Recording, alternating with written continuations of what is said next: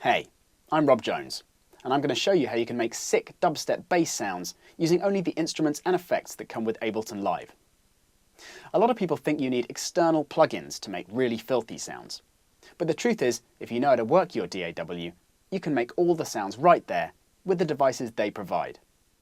The break I'm going to show you has only two instruments in it, operator and a drum rack. And yet it sounds like this.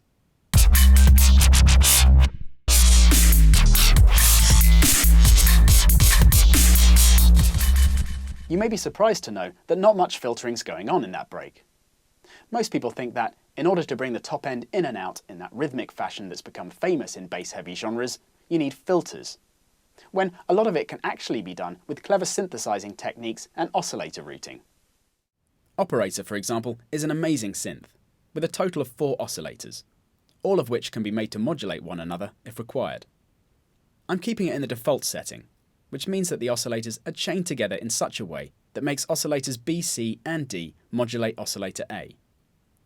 This process of intense frequency modulation creates a lot of extra harmonics and gives a sound way more character.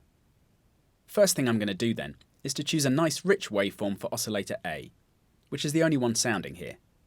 I'll go for a square wave with the full range of harmonics, so it's nice and dirty already. Now listen to the sound you get when I turn up oscillator B, so it's modulating oscillator A. Pretty fat already.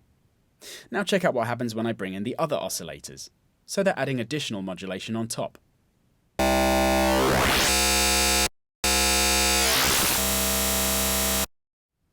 What I'm going to do now is automate oscillator B's level using the envelope section in the clip editor, which will bring the combined modulation of all the oscillators in and out.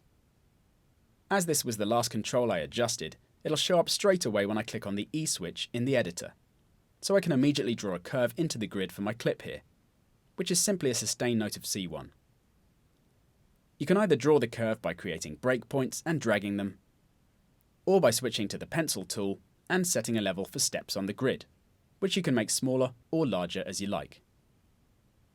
I'm going to turn on the metronome for now so I can hear where the beats are.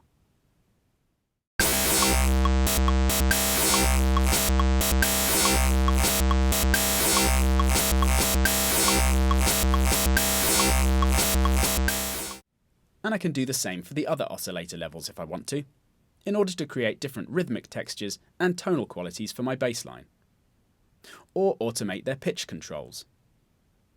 Check out the sound when I draw in a curve for oscillator C's coarse pitch dial now.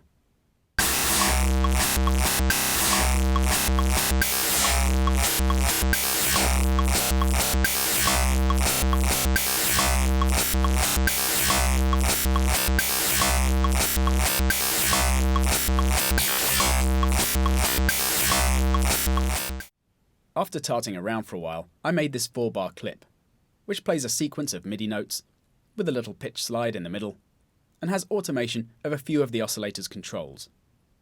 I only really automated the coarse pitch dials, which keeps the frequency modulation relatively sane.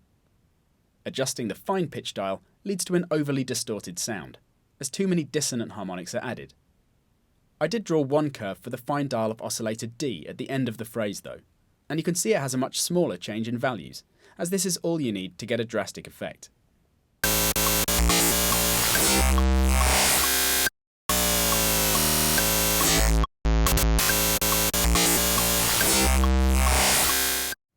One thing that I like to do sometimes is to change the oscillator configuration during a clip, which is a global setting on Operator that can be manually switched using the mouse or automated in the arrangement. But I thought of a nice way of allowing yourself to switch to a particular arrangement, and that's using an instrument rack. So I dragged Operator into a new rack and then pasted it onto 3 separate chains, with each operator having a different oscillator configuration selected. Then I just mapped the mute switches for the chains to the first 3 macro controls in the rack, allowing me to create 3 clips for the bassline on the MIDI track, which are all identical apart from they automate the macro dials in slightly different ways, with each one unmuting either chain 1, 2 or 3. The only other thing I needed to do was set up the clip's launch boxes so that they function in legato mode, which allows me to switch from one to the next without restarting the clip. Then, when I launch each of the clips, which I'm doing with keys on my computer keyboard, you can hear how I can freely switch from one operator to the next with as slow or faster pattern as I like.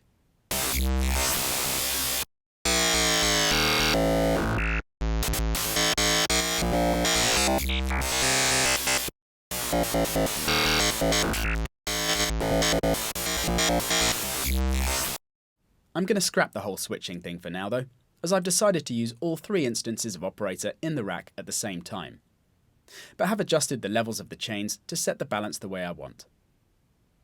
Now I want to do some effects processing.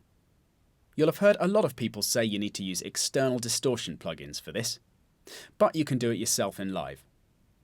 What I've got is 3 bass return channels, with each one filtered a certain way using 1 or 2 auto filters. So one channel is just the bass frequencies, one is the middle, and one just the top end. Doing it this way means I can apply effects to certain frequencies in the bass sound rather than the whole lot. For example, I'm using Redux to apply some serious bit crushing to the bottom end. Notice the filter is added after the effect, as Redux can add a lot of high frequencies. Then, on the middle channel, there's slightly less bit crushing going on, and on the top end, I'm using Saturator to apply some wave shaping, and there's also a chorus. Here's where it gets even more interesting though. I've stuck a sidechain compressor onto each return track, as I'm using a different drum to compress each track, according to its main frequencies. So I've got the very bottom end being compressed by the kick,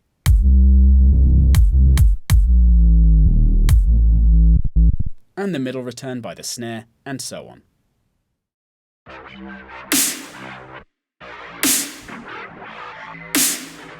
You can hear these returns not only make the bass sound way better, giving you full control over the bass, mids, and highs, but also the sidechain compressors make sure the drums really punch through the mix.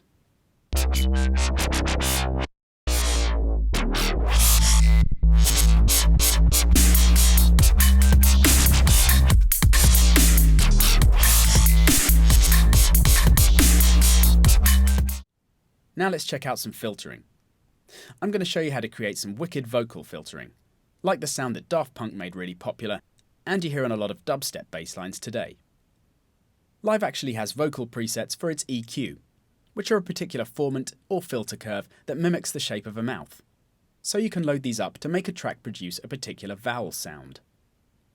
All I've done is to map the mod wheel on my keyboard to the frequency of each of the 4 bands here. And then, in the MIDI mapping section, set a particular frequency range for each band, so that the formant keeps its approximate shape, but gets transposed up and down, as you can see when I move the mod wheel now. So, I'm going to hit record and draw in some automation for the EQ.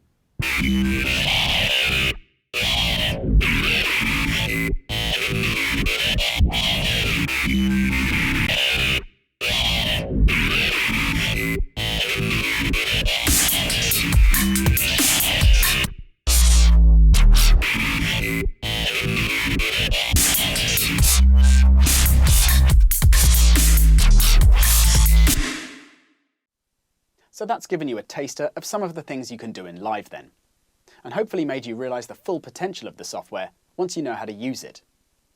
Apologies if some of the techniques were a bit rushed and difficult to follow, but you can find out all these things and much more explained fully in our Producer Tech online courses for Live, Logic and Reason by following the links at the end of this movie. And there's also a coupon code for getting 20% off. Bye for now.